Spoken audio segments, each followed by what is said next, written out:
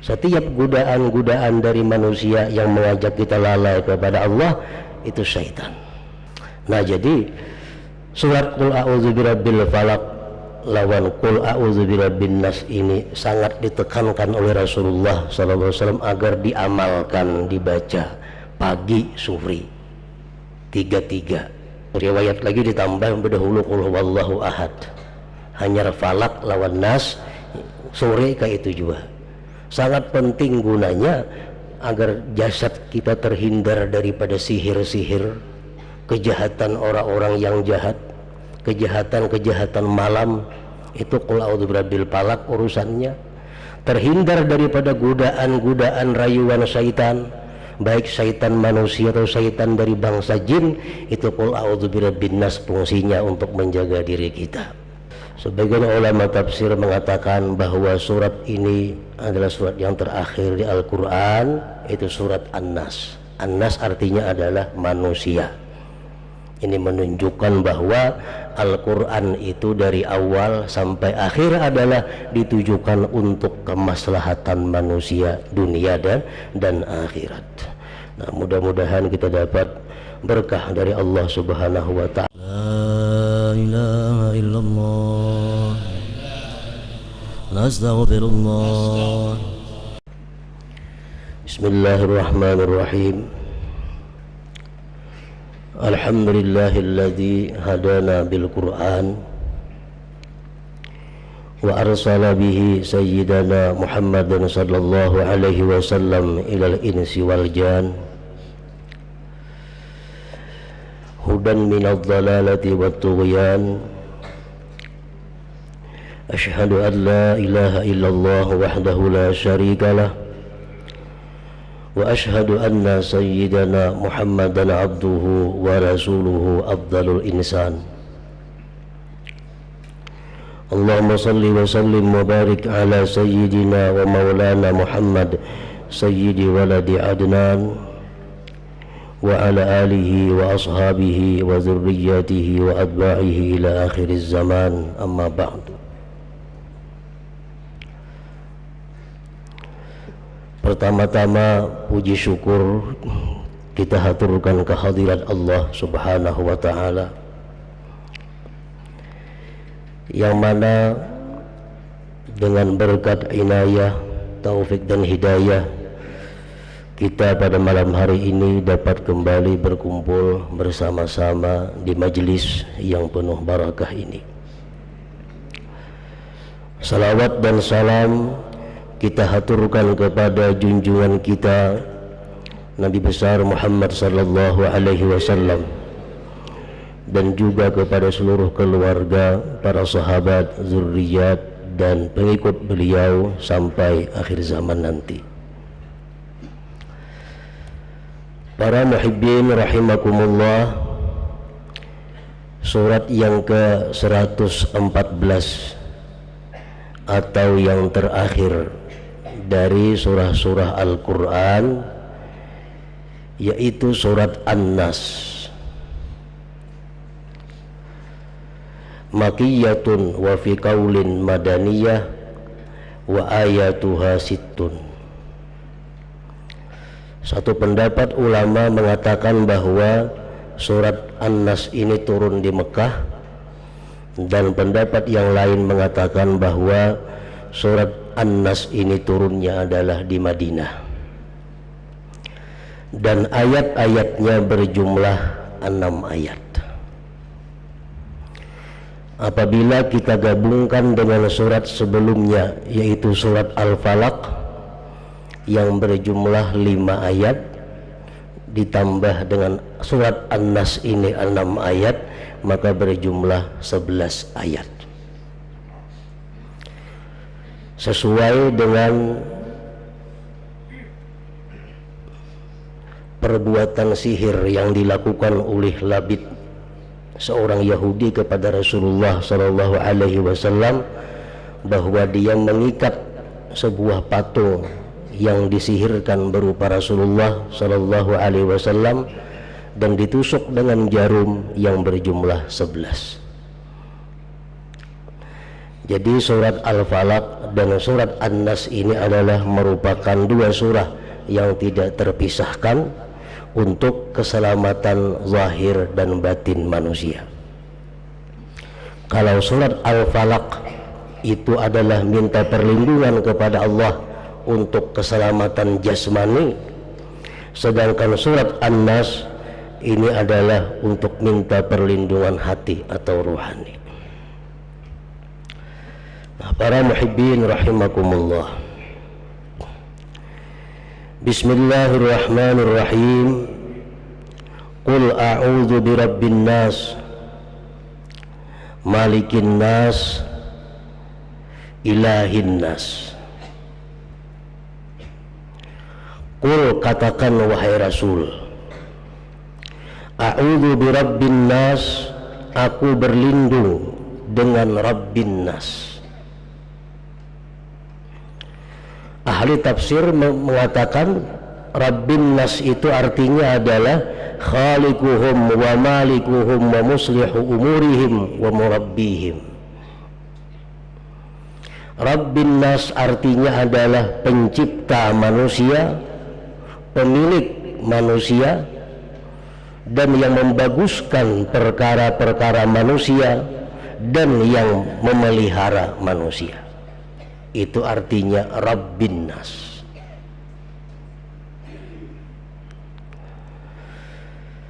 Ayat yang kedua, malikin nas.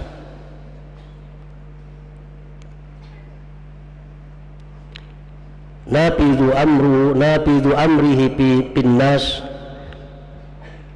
min i'zazin wa izlalin wa iqna'in wa ifkar, ghaniyun an ghairihi muftakirun ilaihi siwa. Artinya malikin nas itu adalah yang lulus perkaranya Allah pada manusia, baik memuliakan, menghinakan, mengayakkan atau memiskinkan, terkaya dari selainnya dan berhajat kepadanya yang lainnya. Nah, itu pengertian malikin nas. Seringkali diartikan ringkas dengan rajanya manusia. Arti raja itu kan kehendaknya selalu lulus. A, B, itu ngaran raja. Dan ngaran raja itu kada berhajat kepada orang lain yang berhajat kepadanya. Itu ngarannya adalah malik, raja.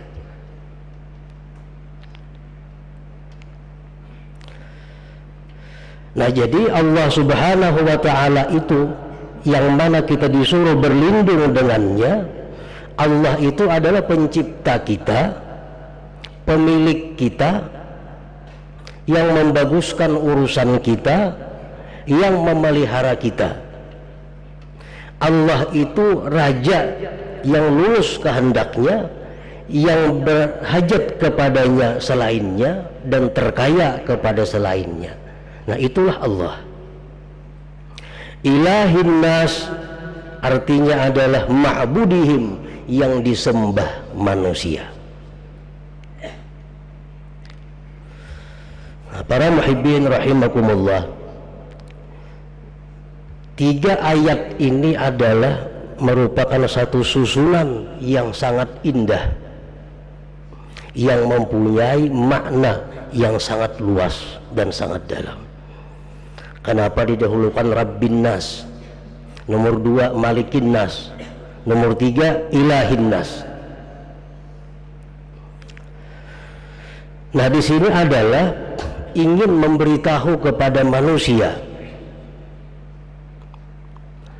bahwa orang yang berhak untuk disembah itu, orang yang berhak untuk ditaati 100% tanpa kecuali.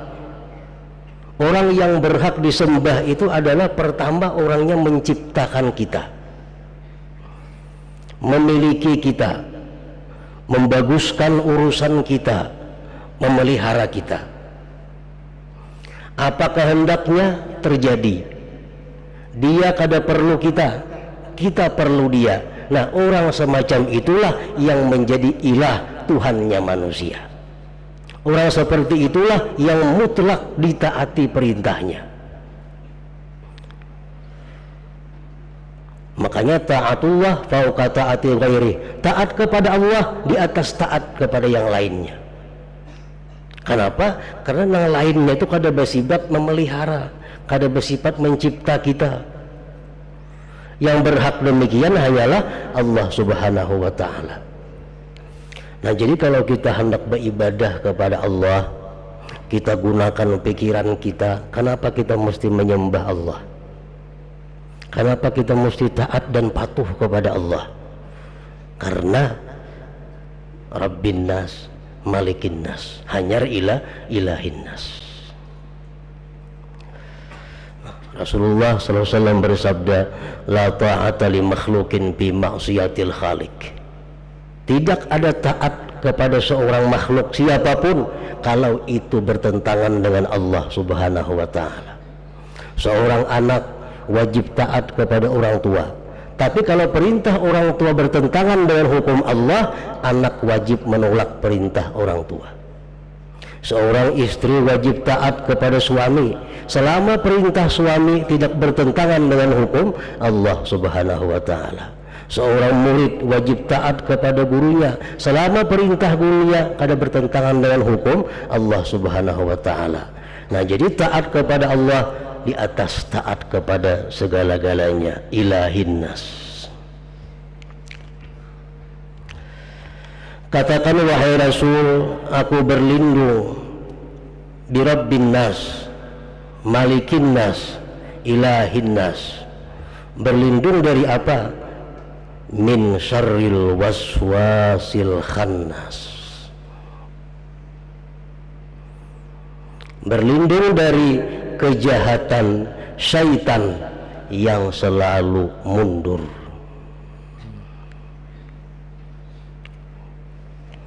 Kenapa syaitan itu dikatakan selalu mundur? Min syarril waswasil khannas, dari kejahatan syaitan yang selalu mundur.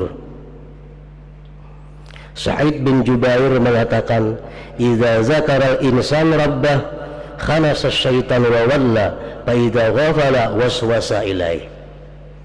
Syaitan itu disebut mundur adalah apabila seorang manusia menyebut mengingat Tuhannya, maka dia mundur. Kalau hati kitanya berzikir la ilaha illallah atau Allah atau subhanallah atau Allahu akbar atau Allahumma, nah syaitan itu mundur daripada kita.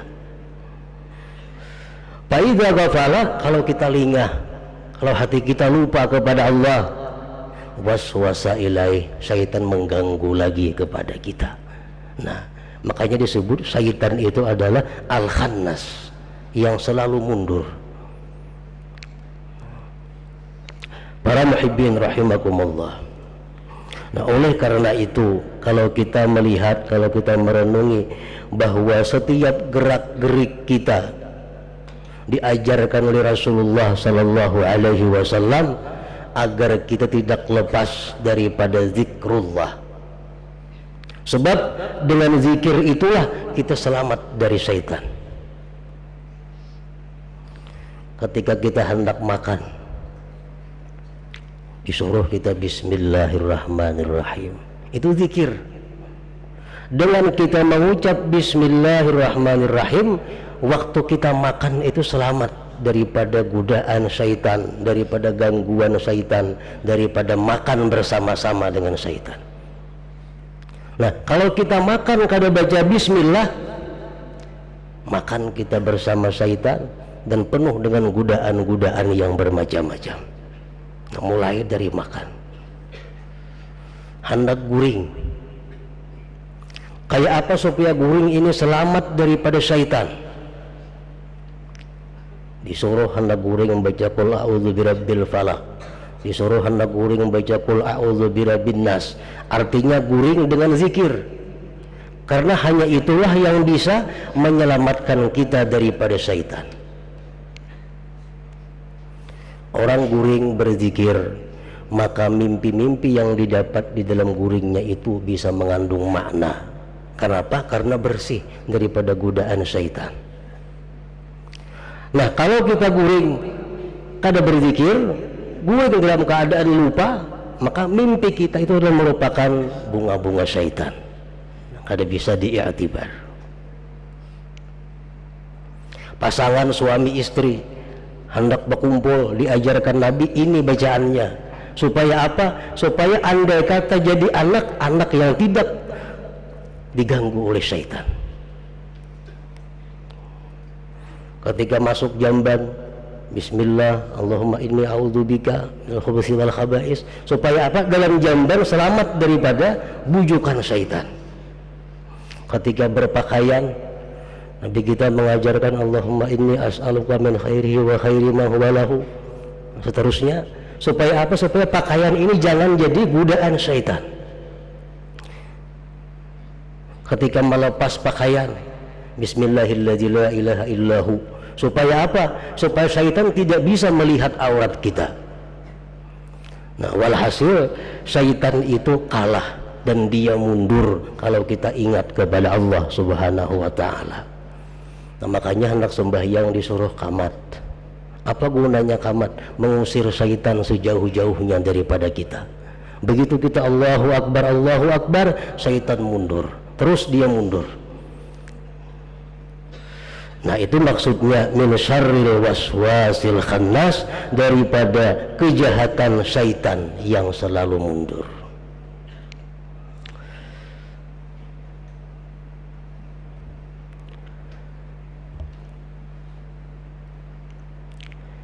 Alladzi yuwaswisu fi sudurin nas,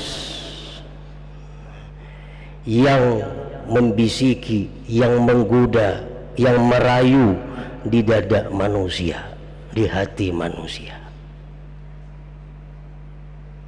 Syaitan diciptakan Allah, memang tugasnya itu untuk merayu, membujuk manusia agar melakukan kemaksiatan kepada Allah Subhanahu wa ta'ala. Dan Allah pun memberikan pelajaran kepada manusia, kalau hendak selamat dari syaitan, perbanyak zikir kepada Allah. Termasuk orang yang berzikir dalam tiap-tiap keadaan adalah orang yang berzikir dengan cara-cara yang ditentukan tadi. Misal kita hendak makan, kita berbismillah, tuntung makan, alhamdulillah, masuk jamban ada bacaannya, keluar ada bacaannya, berpakaian ada bacaannya, baca ramin ada bacaannya, keluar rumah ada bacaannya, masuk pasar ada bacaannya, dalam toko ada bacaannya. Nah bila kita kalau mengamalkan seperti itu, kita termasuk orang yang yazkurunallah fi kulli hal, orang yang mengingat Allah tiap-tiap keadaan. Artinya jangan diartikan orang yang mengingat Allah tiap-tiap keadaan itu orang berzikir 24 jam, bukan itu. Allah 24 jam itu aja, kada kau diurus lagi lainnya. Bukan itu yang dimaksud dengan berzikir tiap-tiap keadaan. Kita hendak guring, berzikir, baca surah ini, surah itu, surah ini, guring kita. Nah 2-3 jam kita guring, dihukumkan orang yang berzikir kepada Allah. 4 jam kita guring, 4 jam itu kita orang yang berzikir kepada Allah, karena guringnya dimulai dengan zikrullah. Nah jadi sebenarnya kita bisa termasuk golongan orang yang selalu berzikir kepada Allah pada tiap-tiap keadaan, padahal ada panjang bacaannya, asalkan kita memperhatikan dan mengingat apa-apa yang diajarkan Rasulullah ketika ingin melakukan satu keadaan. Alladzi yuwaswisu fi sudurin nas, yang mana syaitan itu selalu menggoda di dada manusia.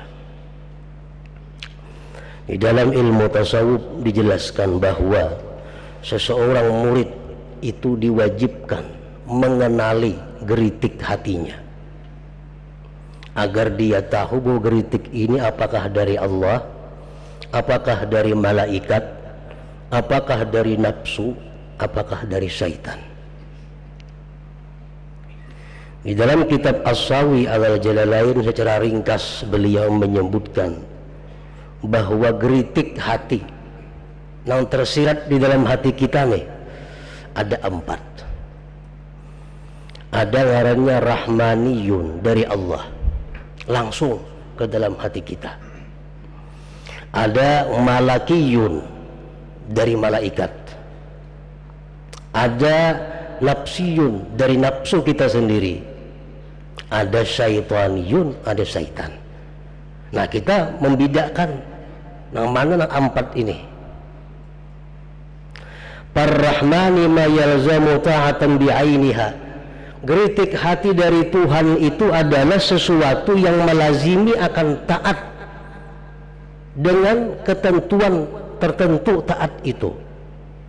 Umpamanya dalam hati kita ada terlintas, malam ini hendak sembahyang tahajud. Nah, itu ya geritik hati. Nah, sembahyang tahajud aja dalam hati ini geritik. Nah, dan geritik itu kuat, hendak salat tahajud malam ini, salat lain kada hendak tahajud aja bi'ainiha. Nah, ini menunjukkan bahwa yang timbul di hati itu adalah dari Allah Subhanahu wa ta'ala. Yang kedua, wal malaki, dari malaikat. Ma yalzamu ta'atan la bi'ainiha, yang melazimi akan taat tapi tidak tertentu kepada satu titik taat. Malam ini aku hendak sembahyang witir, tapi bisa juga aku sembahyang tahajud, tapi asa hendak sembahyang hajat, tapi ada pun geritik hendak membaca salawat, timbul pulang geritik hendak membaca Quran. Macam-macam jenis taat timbulan dalam hati. Nah, itu menunjukkan dari malaikat. Malaikat itu fungsinya adalah yang penting kita berbuat taat apapun yang kita laksanakan. Nah, itu dari malaikat. Jadi malam ini asa hendak membaca Yasin, ada juga geritik hendak membaca Tabarak, ada juga geritik hendak membaca surah Duhan, ada juga geritik membaca surah Kahfi. Macam-macam timbul di hati geritik. Nah, itu menunjukkan dari malaikat. Yang penting kita taat kepada Allah, surah apapun yang kita baca. Nah, kalau dalam hati sebutin aja Yasin dalam hati nih, nak membaca Yasin aja lain kada terbuka-buka, itu menunjukkan dari Allah Subhanahu wa ta'ala. Yang ketiga, wan nafsiyu, yang nafsu, ma yalzamu maksiatan bi'ainiha, yang melazimi akan maksiat dengan tertentu. Hati ini bulat untuk melakukan satu maksiat tertentu. Misalnya hati hendak berjudi,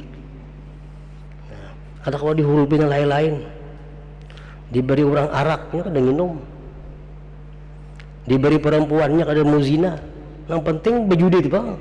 Nah, ini menunjukkan bahwa geritik hati yang mengajaknya judi itu adalah nafsunya. Orang hendak melakukan perzinahan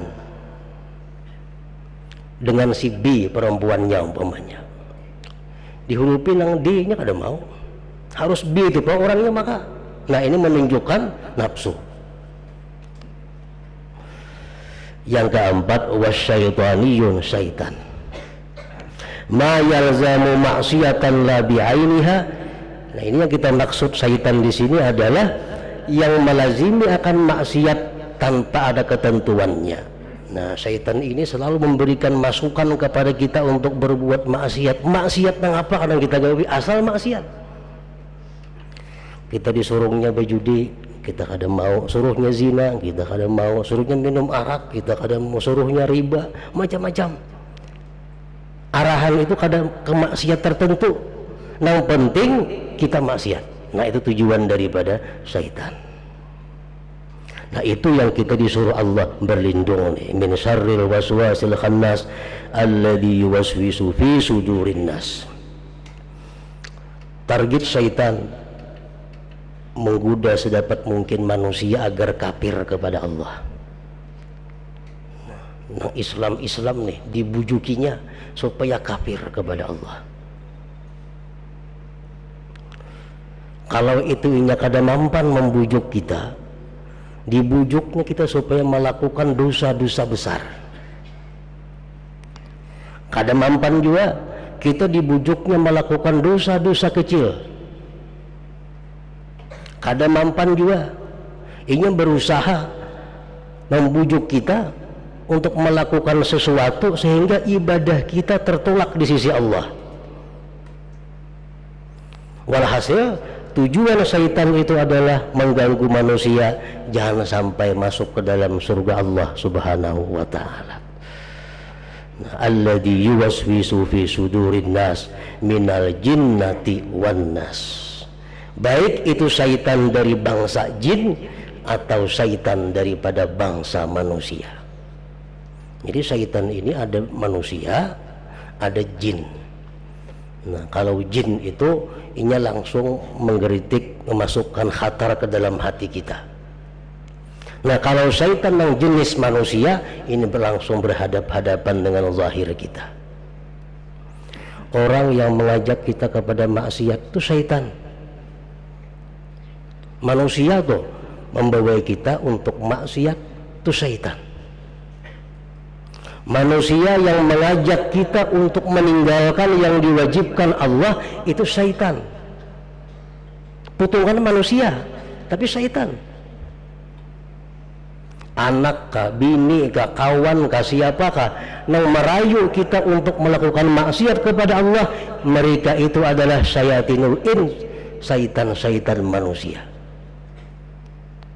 Jadi kadang syaitan itu barang gaib. Syaitan bisa di mana-mana. Setiap godaan-godaan dari manusia yang mengajak kita lalai kepada Allah itu syaitan. Nah, jadi surat Qul a'udzu birabbil falaq lawan Qul a'udzu birabbin nas ini sangat ditekankan oleh Rasulullah SAW agar diamalkan, dibaca pagi sore 3-3. Satu riwayat lagi ditambah berdahulu Qul huwallahu ahad. Hanya falak lawan nas sore kayak itu juga. Sangat penting gunanya agar jasad kita terhindar daripada sihir-sihir, kejahatan orang-orang yang jahat, kejahatan-kejahatan malam. Itu Qul a'udzu birabbil falaq urusannya. Terhindar daripada godaan-godaan rayuan syaitan, baik syaitan manusia atau syaitan dari bangsa jin. Itu Qul a'udzu birabbin nas fungsinya untuk menjaga diri kita. Para muhibbin rahimakumullah, sebagian ulama tafsir mengatakan bahwa surat ini adalah surat yang terakhir di Al-Quran, itu surat An-Nas. An-Nas artinya adalah manusia. Ini menunjukkan bahwa Al-Quran itu dari awal sampai akhir adalah ditujukan untuk kemaslahatan manusia dunia dan akhirat. Nah, mudah-mudahan kita dapat berkah dari Allah Subhanahu wa ta'ala dengan kitab sucinya Al-Quran ini. Ila hadratin Nabi sallallahu alaihi wasallam. Al-Fatihah.